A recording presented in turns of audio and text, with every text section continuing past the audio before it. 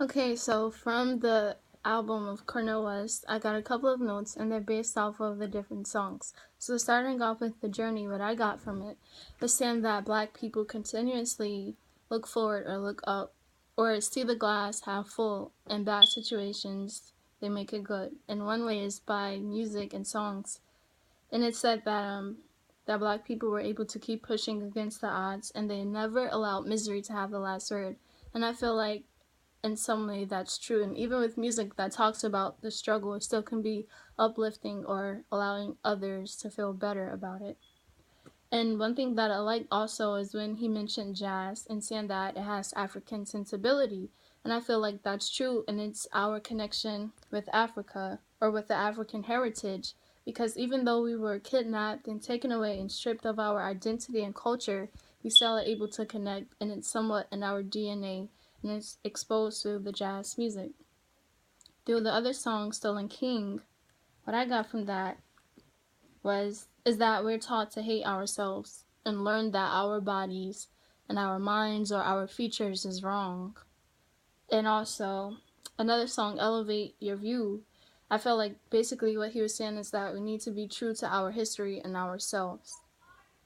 Frontline was one that I liked because it was saying that, well, it says working people fighting against unaccountable corporate power, and I agree with that.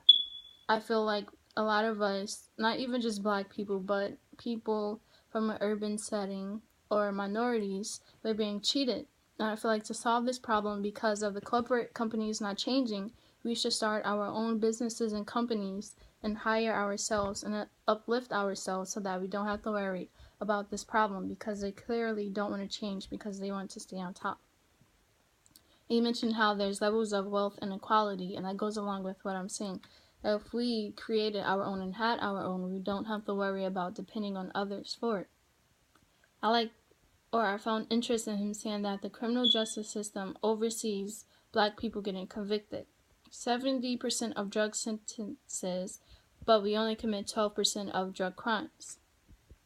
I agree with that. I feel like there's a lot of stereotypes and just views and mindsets of police officers looking at black people or just prejudging us, especially males, and especially males with dreads, connecting them with drug dealers or gang bangers or anything like that.